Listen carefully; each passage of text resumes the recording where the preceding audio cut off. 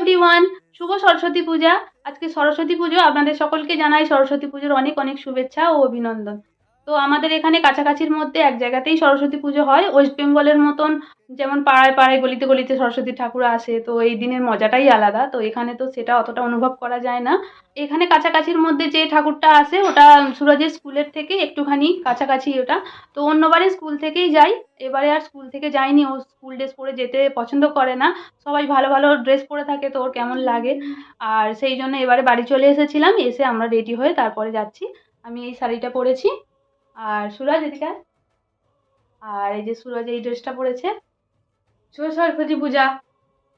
তো চলুন ওখানে গিয়ে তারপরে আপনাদের দেখাচ্ছি।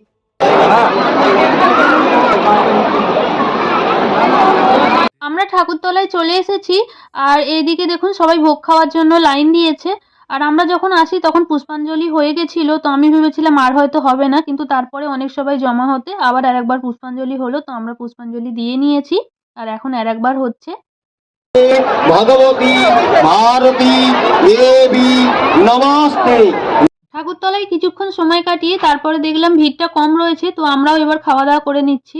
বাড়ি ফিরে একটুখানি রেস্ট নিয়ে এবার গোটা সেদ্ধ জোগাড় করছি। অনেক বছর পর এবারে গোটা সেদ্ধ করছি। শাশুড়ি মা তো বাড়িতে প্রত্যেক বছরই করে।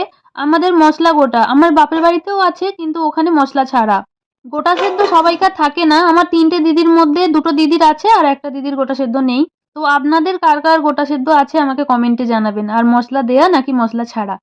সবজিগুলো সব কাটা হয়ে গেছে, আর কড়াইগুলো তো সকালবেলায় ভিজুত দিয়ে রেখেছিলাম ভেজে। আর এদিকে দেখুন গোটা সেদ্ধ বসিয়ে দিয়েছি, আর এই যে হয়েও গেছে। কালকে তো ষষ্ঠী, আমাদের ষষ্ঠীর উপোস আছে। আর কালকের জন্য আগে কিছুটা তুলে রেখে দিচ্ছি, এটা আলাদা করে রেখে দেবো, কালকে কয়েকজনকে দেবারও রয়েছে। সরস্বতী পুজোর দিনটা একটা মিনি ব্লগের মাধ্যমে আপনাদের সাথে শেয়ার করলাম। কেমন লাগলো কমেন্টে জানাবেন।